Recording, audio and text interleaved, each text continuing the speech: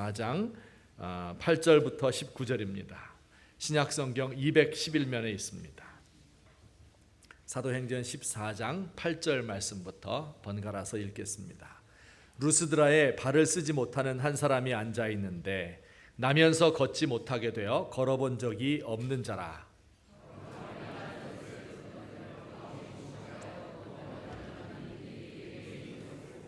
큰 소리로 이르되 내 발로 바로 일어서라 하니 그 사람이 일어나 걷는지라.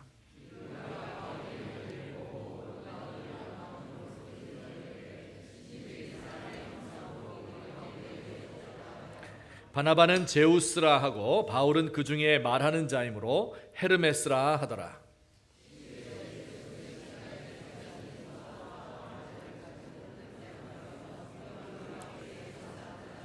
두 사도 바나바와 바울이 듣고 옷을 찢고 무리 가운데 뛰어들어가서 소리질러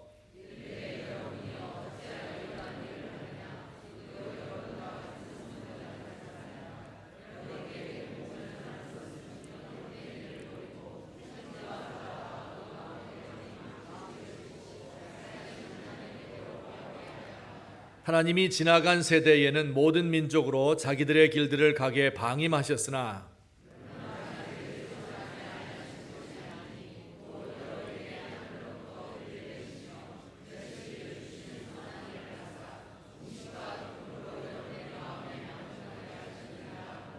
이렇게 말하여 겨우 무리를 말려 자기들에게 제사를 못하게 하니라.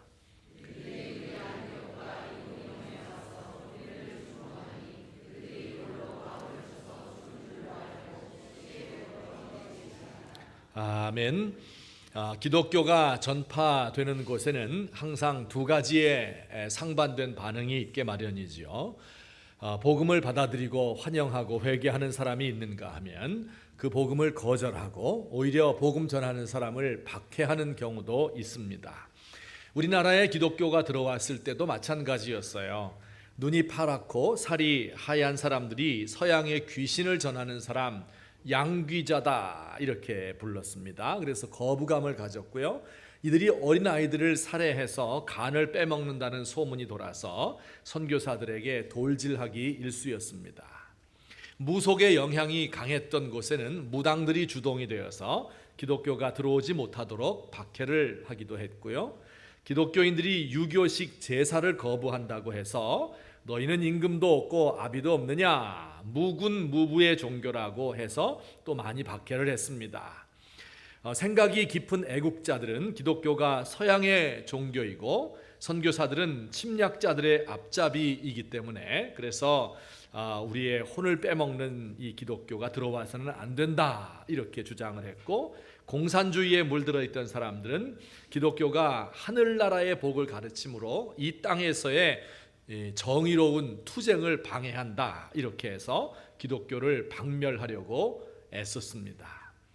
기독교가 전파되는 곳에서는 어디서든지 이 별의별 일이 다 벌어지죠. 어떤 경우는 오해에서 비롯된 것도 있지만 사실은 그 복음이 그 나라와 그 사회에 자리 잡고 있던 그 사상과 생각과 가치관들과 대결해서 큰 충돌과 무리를 일으키게 되는 것입니다. 우리는 지금 성경에 나타난 이 사도 바울의 1차 전도 여행을 배우면서 그 선교 여행지에서 어떤 일들이 일어났는지를 하나하나 살피고 있습니다. 2주 전에는 구브로의 섬에 바보라고 하는 곳에서 마술사 박수무당이었던 이 엘루마와 대결을 하는 것을 배웠죠. 그리고 지난주에는 비시디아 안디옥이라는 동네, 또 이고니온이라 하는 곳에서 유대인들의 반대에 부딪혀서 복음을 전하다가 쫓겨나는 이런 장면을 우리가 또 배웠습니다. 오늘 세 번째 장면 루스드라에서는 어떤 일이 벌어지고 있을까요? 궁금하시죠? 이 루스드라에서 이런 일이 있었습니다. 복음을 전하기 시작했는데 발을 쓰지 못하는 안진뱅이가 있었대요. 그는 나면서부터 걷지 못하는 사람이었습니다. 바울이 말하는 것을 듣고 열심히 쫓아다녔는데요, 바울이 그의 눈에서 열망이 있는 것을 발견했습니다. 그리고 그를 불러서 이렇게 큰 소리로 말했습니다. 네 발로 바로 일어서라. 이렇게 말하니까 한 번도 걸어본 적이 없는 그 나면서부터 장애인이었던 그 사람이 하나님의 기적으로 그 자리에서 걷게 되었습니다. 놀라운 일이 발생한 것이죠. 이를 본 사람들은 다 충격을 받고 놀랐는데 그 다음에 이제 이상한 일이 벌어진 거예요. 이 사람들이 뭐라고 막 자기들끼리 대화를 하고 왔다 갔다 소리를 지르는데 그것은 헬라어, 그 당시에 공용어였던 누구나 다 알아들을 수 있는 말인 헬라어가 아니고 자기들의 방언이 있잖아요. 그 방언으로 그 지역 말로 하는 거예요. 그러니 이 바울과 바나바는 무슨 소리를 하는지 알아들을 수가 없었습니다. 얼마 시간이 지났을 때 사람들이 소 2마리를 끌고 오는 겁니다. 그런데 그 소들의 목에는 꽃으로 된 화환이 치렁치렁 걸려 있었습니다. 많은 사람들이 성문 앞 광장으로 모여들기 시작하는 겁니다. 그리고 바나바와 바울을 막 그곳으로 강제로 끌어갔습니다. 무엇을 하려고 하는 것일까 궁금했는데 바나바와 바울을 상석의 높은 자리에 앉혔습니다. 갑자기 이들이 소를 죽이고 그리고 이 바나바와 바울에게 절을 하기 시작하는 겁니다. 제사를 드리는 것이죠. 이 두 사람이 이 놀라운 기적 안진뱅이 일으키는 것을 보고 이들은 정녕 사람이 아니다. 신들이 사람의 형상으로 내려온 것이다. 이렇게 믿고 이들이 바울과 바나바에게 제사를 드리려고 한 것이죠. 이 바울과 바나바 깜짝 놀랐습니다. 그래서 자기들의 옷을 박박 찢으면서 이 단상에 있다가 밑으로 뛰어내려갔습니다. 사람들에게 소리를 질렀어요. 어째서 이런 일을 하시는 겁니까? 우리는 신이 아니라 당신들과 똑같은 사람들입니다. 우리가 지금 와서 이렇게 복음을 전하는 것은 당신들이 우상 섬기는 것을 그만두고 천지를 지으신 하나님을 믿으라고 하는 것인데 우리를 우상으로 섬기면 어떻게 한다는 말입니까? 겨우 말려서 제사를 드리지 못하게 했습니다. 자, 그런데 다음 순간에 더 큰 일이 일어났습니다. 옆에 있던 도시인 이 안디옥과 이고니온에서 유대인들이 몰려왔어요. 박해했던 그 유대인들이잖아요. 바울과 바나바를 반대했던 그 사람들이 몰려와서는 바울과 바나바에게 이 악평을 하기 시작했습니다. 그러자 제사를 드리려고 했던 그 사람들이 갑자기 돌변해서 폭도로 바뀌었습니다. 아니, 이 사람들이 신이 아니란 말이야. 그럼 뭐 하는 작자들이야? 알고 보니 사기꾼들이구만. 다른 도시에서도 이들 때문에 골치가 아팠다는데 하면서 이 폭도로 사람들이 돌변을 해서 손에 돌멩이를 들고 이제 던지기 시작했어요. 바나바는 잽싸게 피했는지 맞았다는 기록이 없어요. 근데 바울은 돌에 맞아서 얻어 터졌습니다. 얼마나 맞았는지 죽은 줄 알았어요. 그래서 사람들이 이것을 몰래 성 밖으로 내던져 버렸습니다. 그러나 바울은 죽지 않았고 겨우 살아서 제자들의 손에 이끌려서 치료를 받을 수 있게 되었다 하는 것이 오늘 우리가 읽은 성경에 나오는 내용입니다. 자, 오늘 우리가 이 말씀을 통해서 오늘의 주제는 2가지예요. 첫째는 루스드라 사람들은 도대체 어떤 사람들이었는가 하는 것이고요. 둘째는 바울과 바나바는 이들에게 어떻게 복음을 전하였는가 하는 이 2가지의 큰 주제를 말씀드리려고 합니다. 루스드라 사람들은 어떤 사람들이었길래 이 바울과 바나바에게 절을 하려고 하였고 제사를 드리려고 하였고 또 한순간 돌변해서 돌로 치는 폭도가 되었을까 하는 것을 설명드리겠습니다. 우선 첫째로 루스드라 사람들은 이런 사람들이었어요. 같이 읽겠습니다. 시작.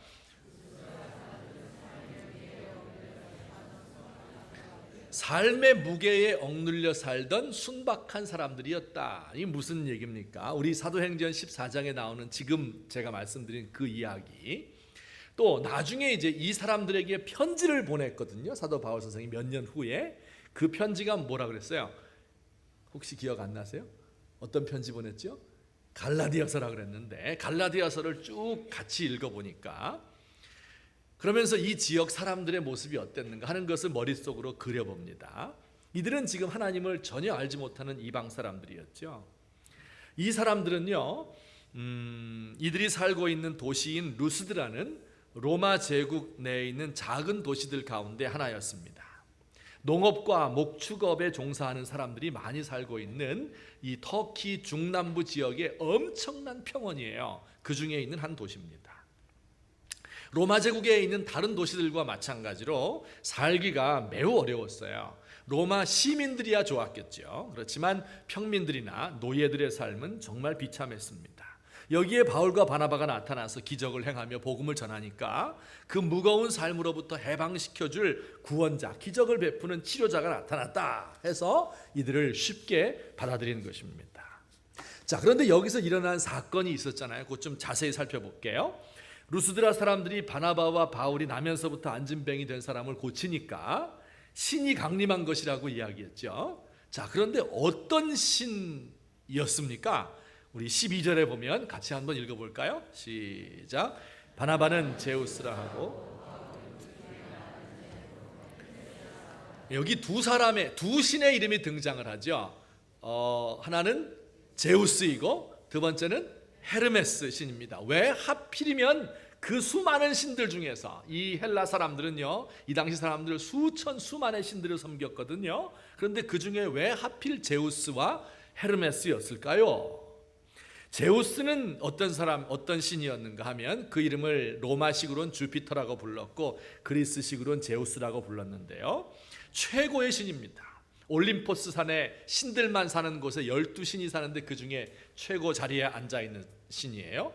태양을 비추는 태양신이고 비와 뇌성을 주관하고요. 모든 신과 사람의 아버지이고 국가를 지배하는 이런 신 중에 최고의 신이 제우스입니다.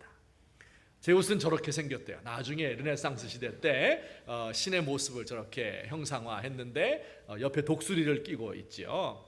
요즘 사람들은 이렇게 그렸어요. 손에 뭘 들고 있습니까? 번개를 들고 있어요. 그래서 누구든지 말 안 듣는 녀석에게는 저 번개를 탁 던져가지고 맞아 죽게 하는 것이 이게 제우스 신입니다. 그 다음에 두 번째 신의 이름은 헤르메스죠. 헬란 말로는 헤르메스라고 말하고 로마 말로는 머큐리라고 이야기를 하는데 제우스의 아들이에요. 제우스는 아내를 많이 거느렸어요. 여신들을 또 사람들을요. 그래서 그 사이에서 아들들을 많이 낳았는데 그 중에 막내가 바로 헤르메스입니다.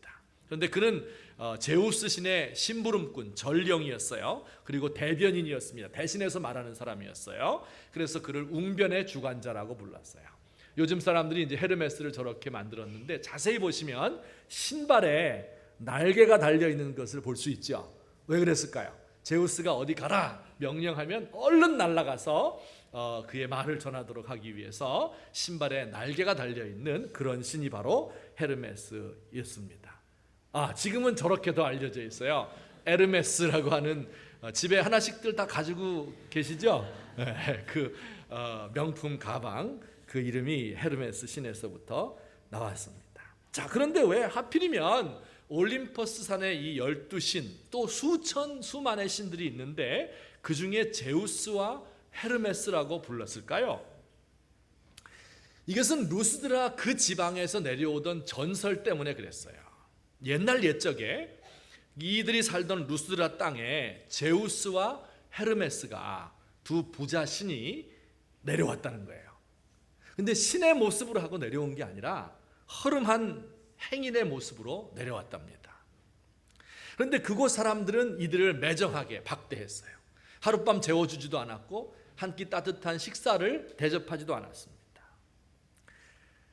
그런데 이제 화가 나서 그 성을 떠나려고 할 때 한 가족을 만났는데 빌레몬과 바우키스라는 부부, 그 가정을 만났답니다. 그런데 이들은 이들 제우스와 헤르메스 일행을 맞아주었고 잠까지 재워주었습니다. 이 신들은 백성들의 이 냉대에 분노했어요. 그래서 홍수로 이것들을 다 쓸어버리겠다 해서 성읍을 다 멸망했는데 빌레몬과 바우키스 부부만은 구원을 받았다 하는 옛날 전설이 이야기로 이들에게 내려오고 있었던 거예요. 루스드라에 살던 사람들은 그 전설을 기억했습니다. 신이 언제 어떤 모습으로 나타날지 몰라서 제우스와 헤르메스 신당을 지어놓고 늘 이들을 기리며 제사를 지내고 있었거든요. 그러던 중에 어디선가 두 사람이 허름한 모습으로 나타났는데 무언가 설교를 하고 또 자기들이 지금까지 보지도 못했던 기적을 일으키는 거예요. 그런데 이들의 모습이 범상치 않아요. 풍채가 흔하고 눈빛이 온화한 이 바나바를 보고서는 야, 바로 이분이 제우스의 현신이로구나. 딱 감이 온 거예요. 바울이 설교를 하는데 막 말을 잘하거든요. 그러다 보니까 이 사람이 제우스의 심부름꾼인 헤르메스로구나, 이렇게 생각했던 거예요. 그래서 소를 잡아서 제사를 지내고 있는 것입니다. 자, 어때요? 이 루스드라 사람들 무슨 악의가 있는 사람들 같지 않죠? 좀 귀엽지 않아요? 아니면 좀 안 돼 보였죠? 왜냐하면 안 그래도 살기 힘들어 죽겠는데 자칫 잘못해서 신들을 알아보지 못하고 대접 못하고 떠나보내면 이들의 삶이 더 괴로워질 것 같아요. 그 조마조마한 마음으로, 그죠? 우리의 삶에 더 큰 애군이 닥치면 어떻게 할까? 사람에게 당하는 것도 힘들어 죽겠는데 신들로부터 해코지를 당하면 얼마나 더 괴로울까 하는 것을 염려하던 이런 순박하고 순진하고, 그렇죠? 이런 사람들, 이것이 고통 가운데 있었던 사람들, 이 사람들이 바로 루스드라 사람들이에요. 근데 오늘날도 우리 주변에 이런 사람들 많이 보지요. 예컨대 큰 욕심 없이 직장생활 열심히 하는 사람들이에요. 그저 근근히 먹고 살 수 있을 뿐이고 큰 돈을 만질 수는 없어요. 그들의 마음에 걱정이 있어요. 조금 있으면 자식들 공부시키고 시집 장가 보내면 돈이 많이 들 텐데 그걸 염려하지요. 또 혹시 부모님 병원에 입원하면 어떻게 하나 걱정을 하는 거예요. 건강을 위해서 뭐 다른 건 할 수 없어요. 돈이 있으면 승마도 하고 요트도 하고 뭐 이런 거 하면 좋겠지만 그게 안 되니까 등산 가지요. 일주일에 한 번 가는데 오갈 때마다, 올라가고 내려갈 때마다 혹시나 하는 마음에서 돌탑이 있으면 거기다가 돌 하나 더 얹어놓고 마음으로 가족의 건강을 빌면서 산을 올라가는 그런 사람들 아닙니까? 많이 보죠. 종갓집 며느리로 들어와서 어려운 살림에도 힘들다 하지 않고 열심히 살았습니다. 1년에도 몇 번씩 돌아오는 제사와 또 조상 묘소를 돌아보는 일을 마다하지 않았습니다. 아이들이 이만큼 잘 자라나게 된 것이 감사하고, 특별히 이번에 삼성전자에 아들 녀석이 들어갔는데 이것도 조상님들 잘 모셔서 음덕이 내게 미친 것이다, 이렇게 믿으면서 앞으로 조상들을 더 잘 섬겨야 되겠다, 그런 마음을 갖는 사람들이지요. 혹은 젊은이들 가운데 좋은 대학에 들어가지 못했어요. 몸도 별로 튼실하지 못합니다. 직장을 잡지 못해서 그냥 아르바이트로 전전을 하는데 엄마가 하루는 용한 점쟁이라고 해서 데리고 가서 점을 봤답니다. 5만 원 주고 비방을 받았는데 팬티 속에 부적을 넣고 다니라는 거예요. 그래서 아이고 엄마 이거 미신이야, 이거 안 할래. 엄마가 아이고 왜 이래 막 하면서 이거 꼭 해야 돼 하니까 또 이 아이가 뭐 무슨 효험이 있을까 혹시나 해서 이거 팬티 속에 집어넣고 다니는 그런 사람들이잖아요. 순박한 사람들이에요. 순진한 거예요. 고통 가운데 살고 있어요. 더 큰 어려운 일 만나면 어떻게 하나, 이런 염려 가지고 사는 사람들, 어려운 시대를 살아가며 모든 역사의 고통을 어깨에 묵묵히 짊어지고 가는 사람들, 바로 이 사람들이 루스드라 사람들이었어요. 이해되시죠? 자, 그런데 이들에게 무슨 일이 벌어진 것일까요? 이렇게 착하고 순박한 사람들이 갑자기 폭도로 돌변을 했어요. 그래서 집단으로 떼거지로 몰려들어서 바울과 바나바를 돌로 때려 죽였습니다. 죽은 줄로 알자 몰래 성 밖에 내다 버리는 이런 엄청난 살인을 저지른 거예요. 집단으로. 어떻게 이럴 수가 있을까요? 물론 바울을 미워하는 이 선동하는 사람, 유대인들이 와서 선동했겠죠. 이들은 이전에도 비시디아의 안디옥에서 바울을 박해했고 얼마 전 이고니온에서도 돌로 치려했던 사람들이에요. 이들이 또 루스드라에도 와서 유력한 사람들을 동원해서 백성들을 충동질했을 거예요. 이들은 거짓말장이요, 사기꾼이요, 이런 식으로 너희를 꼬여서 너희의 영혼을 빼앗아가고 너희 지갑을 털려는 이런 온천하를 다니며 이런 못된 짓을 하는 인간들이다, 이렇게 거짓으로 소문을 퍼뜨렸겠죠. 자 여러분, 그러나 그렇다고 해서 다른 사람의 말을 듣고 사람들을 돌로 쳐서 죽일 수 있습니까? 여러분, 이것은 필시 이 루스드라 사람들의 마음 속에 무언가 내면에 잘못된 것이 있음에 틀림이 없습니다. 자, 이 루스드라 사람들은 두 번째로 어떤 사람들이었을까요? 다 같이 시작.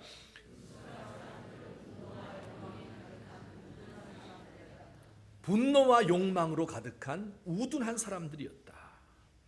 여러분, 이 사람들은요, 한편으로는 소박하고 단순한 사람들, 사람들에게 당하고 신들에게 또 당할까봐 두려워하는 피해자였으며,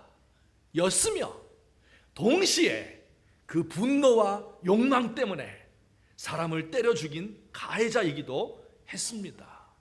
이 두 사람이 한 사람들 속에 있는 겁니다. 여러분, 이들의 마음속에 분노가 있었어요. 그래서 유대인들의 선동에 쉽게 넘어갈 수 있었던 겁니다.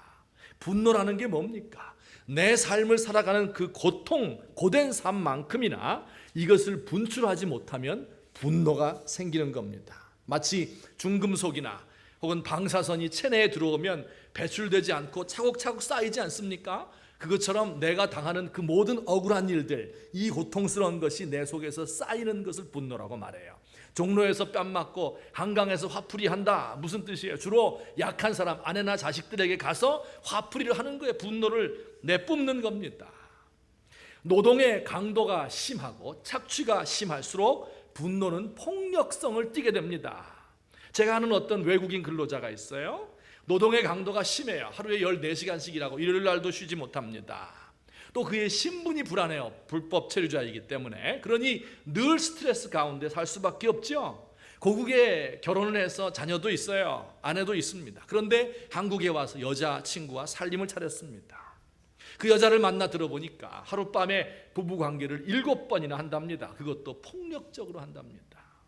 너무 노동의 강도가 세기 때문에 이 분노가 쌓여서 이걸 표출할 데가 없는 거죠. 우리 어린 학생들 사이에 집단 따돌림 뭡니까? 가족들로부터 혹은 친구들로부터 이 사회에서 피해를 본 소외된 학생들인 거예요. 피해자들입니다. 그런데 그들 속에서 어느새 분노가 자라나고 있었던 거죠. 이것이 다른 약한 아이들에게 표출되는 것, 이것이 따돌림이죠. 우리 사회 전체가 이렇게 되어가고 있는 것 같아요. 운전하면서 욕하고, 지하철에서 부딪히면 싸우고, 그리고 인터넷에 댓글 들 때 상대방을 죽이려 하고, 불특정 다수의 사람들에게 분노하며 범죄를 저지르는 것이 우리 사회 전반적인 모습이에요. 여러분, 그 폭력을 저지르는 사람들 한 사람 한 사람 만나보세요. 그렇게 순박하고 순진하고 다 힘들게 살고 다 고통을 당합니다. 자기가 왜 지금 폭력적이 됐는지도 모르게 폭력을 행사하고 있는 사람들을 보게 돼요. 한 사람 속에 이 두 가지가 있는 겁니다. 또한 루스드라 사람들은 욕망을 따라 살던 사람들이기도 했습니다. 여러분, 이들이 제우스와 헤르메스 신을 우상을 섬긴 것이 단지 신들로부터 해코지를 당하지 않기 위해서였을까요? 아니에요. 모든 우상은 내 마음속에 있는 욕망을 현실화한 것이에요. 보이지 않는 욕망을 보이게 나타낸 것이 우상이에요. 처음에는 사람들로부터 피해를 당하죠. 가진 사람들로부터, 힘 있는 자들로부터, 국가로부터 당해요. 처음에는 복수심과 억울함과 정의감에서 출발하지요. 억울하면 나도 출세해야 되겠다. 그런데 시간이 지나면서 점차 그 억울함과 정의감이 변해서 욕망으로 바뀝니다. 보세요. 가족들이 염려 없이 건강하게 사는 것 참 좋은 거예요. 소박한 꿈이에요. 이것이 지나치게 되면 과도하게 재산을 모으게 됩니다. 내가 공부 많이 못해서 가방끈이 짧으니 자식들에게는 좀 잘 시켜야 되겠다. 소박한 좋은 꿈이지요. 그러나 과도하게 부정하게 하고 쪽집게 과외선생 붙여야 돼. 꼭 좋은 학교에 들어가야지 집착을 하게 되면 그 욕망으로 발전하는 거예요. 내가 남편 잘못 만나서 요 모양 요 꼴로 사니까 우리 자녀들에게는 완벽한 신랑감, 완벽한 신부감을 얻어줘야지. 이것이 우리를 많이 괴롭힙니다. 지난 2008년에 숭례문 방화 사건이 있었습니다. 지금은 이제 5년 지나서 새롭게 단장해서 오픈을 새로 했지요. 얼마 전에. 그 방화범이 누구였어요? 최모 씨, 70세 된 노인입니다. 모자 눌러쓰고 마스크 했는데 드러나는 모습이 완전히 연세 많이 드신 노인입니다. 어쩌면 평범한 삶을 살고 있었을 거예요. 시골에서 농사를 지으며 평온하게 살고 있었죠. 그런데 어느 날 국가가 자신의 집을 강제로 철거했습니다. 원하지 않는 이사를 해야 됐는데 보상을 제대로 받지 못했던 것 같아요. 그의 주변에서는 철거를 당하면서 떼돈을 벌고 보상을 많이 받는 사람들을 보았어요. 아무리 생각해도 내가 받은 보상은 너무 작은 것이지요. 그래서 분노가 쌓이고 결국은 이런 방화를 저지르게 된 것입니다. 여러분, 미련하고 우둔하지요. 순박하였지만 동시에 분노와 욕망이 가득한 사람들이었고, 이것이 이들의 눈을 가려서 하나님을 보지 못하게 했는데, 이들의 상태를 잘 표현하고 있는 말씀이 갈라디아서 4장 8절입니다. 우리 다 같이 읽겠습니다. 시작.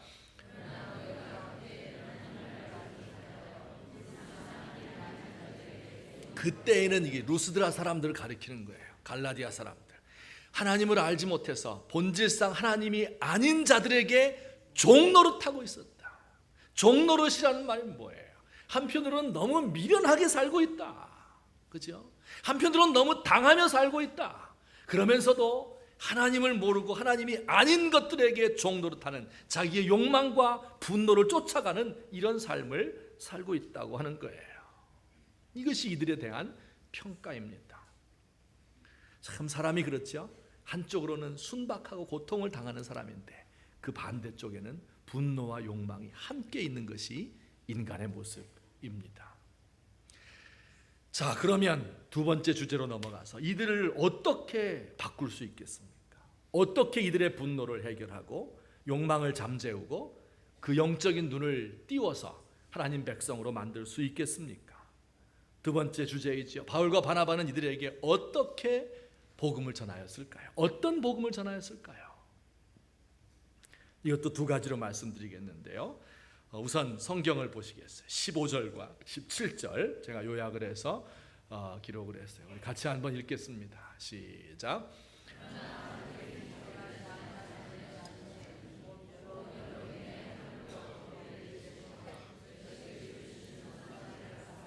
음식과 기쁨으로 여러분의 마음에 만족하게 하셨느니라 하고, 이 사도들이 그들에게 달려가서 옷을 찢으면서 이야기하는 거예요. 설교를 이렇게 했어요. 하나님께서 여러분에게 하늘에서 비를 내리시고 결실기를 주시는 분입니다. 음식과 기쁨으로 여러분의 마음에 만족을 주셨습니다. 이렇게 얘기를 했어요. 이게 무슨 얘기입니까? 창조주이신 하나님을 소개한 거예요. 본질상 하나님이 아닌 이 우상에게 종노릇하지 말고 이 모든 것을 만드시고 운행하시는 창조주 하나님을 기억하게 되면 그 분노로부터, 그 욕망으로부터, 그 무지몽매로부터 벗어날 수 있습니다. 이렇게 설교하고 있는 거예요. 여기 음식과 기쁨으로 마음을 만족하게 하셨느니라. 참 좋은 말씀이에요. 여러분, 음식이 사람에게 만족을 주지 않습니까? 음식. 요새 제일 좋은 음식이 뭡니까? 제가 보니까 호박이 제일 좋은 음식이에요. 한 2년 정도 묵은 쿰쿰한 냄새나는 새우젓에 달달 볶아서 먹는 호박 말이에요. 얼마나 달고 맛있어요. 감자와 같이 이 찌개를 끓여서 할 때는 꼭 이 멸치를 이렇게 굵은 거를 넣고 국물을 내야 됩니다.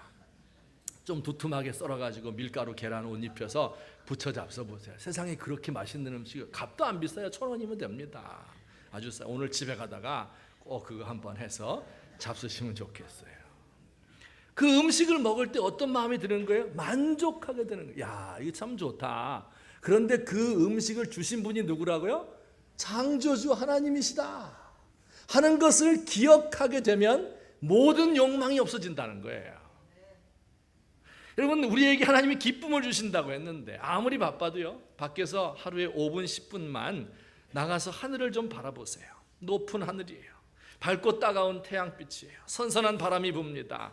누렇게 곡식이 익어가고 있어요. 당도가 높은 풍성한 과일이 우리에게 있어요.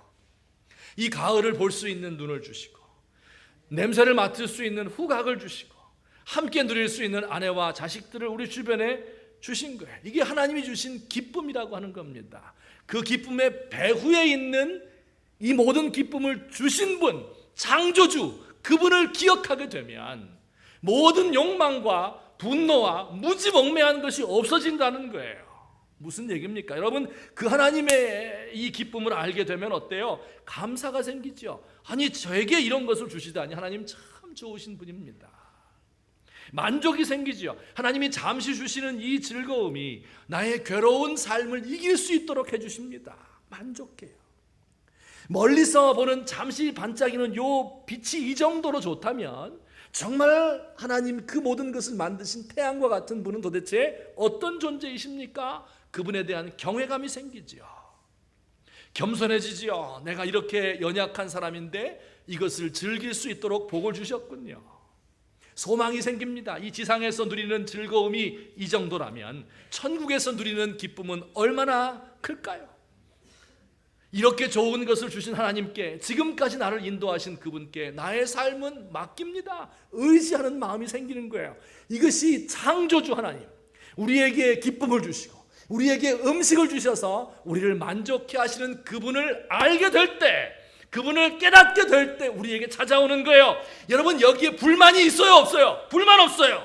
분노가 쌓일 새가 없습니다. 억울함 있어요? 억울하지 않아요. 하나님께서 어련히 알아서 나에게 꼭 맞는 것을 주셨을까? 앞으로도 나를 인도하실 것이다. 열등감 있습니까? 없습니다. 염려와 자만과 불필요한 욕망이 설 자리가 없는 거예요.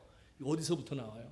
내가 지금 누리고 있는, 내가 지금 맛보고 있는 이 작은 행복, 여기에서, 그 음식에서, 그 기쁨에서 만족감을 얻고 그 배후에 계신 창조주 하나님을 기억하게 될 때 이런 은혜가 우리에게 임하게 되는 겁니다.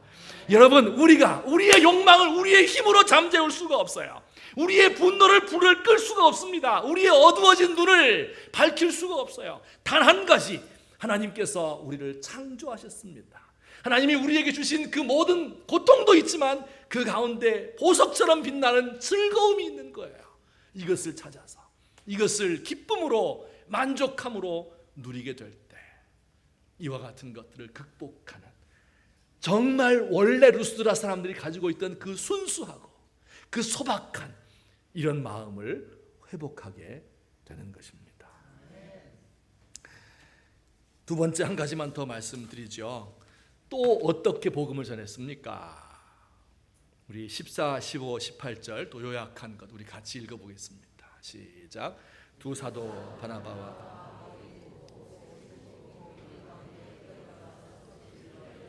여러분이여 어찌하여 이러한 일을 하느냐? 우리도 여러분과 같은 성정을 가진 사람이라. 이렇게 말하여 겨우 무리를 말려 자기들에게 제사를 못하게 하니라. 아멘. 이거 무슨 뜻입니까? 제사를 드리려고 하니까 옷을 찢고 그 무리들 가운데 뛰어들어갔습니다. 소리를 고래고래 질렀습니다. 여러분, 어째서 이런 일을 하십니까? 우리도 여러분과 성정이 같은 사람입니다. 무슨 뜻이에요? 성정이 같다. 우리도 창조주 하나님으로부터 지음받은 피조물에 불과합니다. 먼지와 티끌로 만든 피조물입니다. 여러분과 같은 연약을 가지고 있고, 여러분이 당하는 같은 고통을 우리도 당하고 있고, 여러분이 가지고 있는 죄의 본성을 해결하지 못한 그런 연약한 저희들입니다. 여러분, 당신들이 지금 그릇된 것을, 헛된 것을 믿고 헛된 것에 종노릇하고 있는데 지금 우리마저도 우상으로 만들면 안 됩니다. 우리는 하나님을 전하는 사람일 뿐입니다. 이렇게 이야기를 하는 거지요. 제가 이런 생각을 해봤어요. 내가 만약에 그때 바울이었다면 어땠을까? 꼭 이렇게까지 해야 될 필요가 있었을까? 사람들이 막 수백 명 몰려와서 제사를 지낸다는 거예요. 나를 상석 위에 앉혔어요. 그러면 적당히 지내도록 하면 되잖아요. 그리고 그 사람들 이렇게 소나기에 넣는 거 아니에요. 자, 이제부터 내가 헤르메스니까 내 말을 들어라. 내가 진리를 가르쳐 줄게. 이러면서 예수님 전도했으면 잘 될까 안 될까요? 더 잘 되지 않겠어요? 더 효과적이지 않았을까요? 이 힘을 숭배하는 사람들에게 힘을 사용해서 이들의 마음을 얻고 그리고 그들에게 복음을 전하면 더 좋지 않았을까? 괜시리 미련하게 뛰어들어가서 옷만 찢어버리고 그 괜히 돌에 맞고 이렇게 할 필요가 있었을까? 많은, 잘 보세요. 지금 바울과 바나바는요, 이런저런 생각을 할 겨를도 없는 거예요. 복음 전도의 효과 이런 거 지금 생각할 겨를이 아닌 거예요.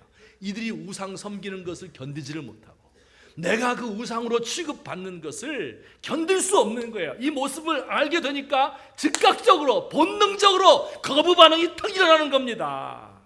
사람들에게 숭배를 받고 칭찬을 받고 싶은 마음, 이런 마음이 그에게 추호도 없었던 거예요. 이런 자신의 그렇게 받는 모습이 너무 부끄러운 거예요. 단지 하나님을 모시는 그 마음만 그들의 속에 충만했던 것입니다. 여러분, 그래서 격렬하게 저항을 했습니다. 우리는 신의 화신이 아니다. 돌에 맞아 죽는 한이 있어도 타협할 수 없었던 거죠. 여러분, 이들의 생각의 밑바닥에, 그들의 가치관 속에, 그들의 생각 전체 삶을 지배하고 있는 것이 창조주 하나님을 믿는 것이고 나는 그의 피조물에 불과하다. 이것을 알고 있었던 거예요. 말로만 한 것이 아닙니다. 정말로 우상이 헛된 것임을 몸으로 보여준 것이지요. 여러분, 우리 가운데 다른 사람들에게 복음을 전하기 위해서는 어떻게 해야 됩니까? 여러분, 입술로 하나님이 창조주이시다 백날 전해보세요. 되나? 안 됩니다. 그 입술과 더불어서 내 행동으로 내 가치관이 바뀐 것을 분명하게 보여줘야 됩니다. 내가 지금 예수 믿는 사람인지 창조주를 아는 사람인지 이것이 구분이 안 갈 정도로 남들과 똑같이 분노하고 똑같이 욕망 가운데 있고 똑같은 편견을 가지고 있고 똑같이 사람의 영광을 구하면서 어떻게 복음이 전파될 수 있단 말입니까? 우리가 하나님의 복음을 전하는 사람들로서 마치 바울과 바나바가 그러했던 것처럼 정말로 창조주 하나님을 살아계신 그분을 믿는 겁니다. 그래서 그분 안에서 만족을 얻고 그분 때문에 기쁨을 누리고 음식 하나 먹는 것이 감사해서 견딜 수가 없고 내 욕망과 내 분노와 이 모든 것들이 다 쓰레기와 같이 없어지고 초월한 그 사람을 통해서 사람들이 볼 때 이상하죠. 도대체 저 사람 속엔 뭐가 있길래 우리와는 영 다른 생각을 가지고 살고 있을까? 감당하지 못할 인간들이다. 이런 마음을 가지고 그래서 때로는 박해를 받는 거예요. 때로는 오해를 받는 거예요. 하지만 이 사람들의 증거하는 이 복음, 이것으로 인해서 갈라디아 교회가 든든하게 서게 된 것을 믿으시기를 예수님의 이름으로 축원합니다. 우리 한번 같이 들으신 말씀을 생각하며 기도하겠습니다. 내가 정말로 창조주 하나님을 믿고 있는가? 오늘도 나에게 주시는 음식과 나에게 주신 이 모든 좋은 기쁨들을 누리며 그리고 그분에게 감사하고 있는가? 혹은 내 생각과 내 말로는 그렇게 하는데 실제로 우리의 삶에서는 보여주지 못하고 있는 것은 아닌가? 우리 자신을 깊이 돌아보면서 하나님 앞에 간구하는 시간 되었으면 좋겠습니다. 함께 기도하시겠습니다. 사랑의 하나님 아버지, 은혜를 감사합니다. 무지하고 연약한 저희들을 붙잡아 주시고 이 종을 도와주셔서 오늘까지 함께 하신 것을 믿습니다. 감사합니다. 하나님 아버지, 주께서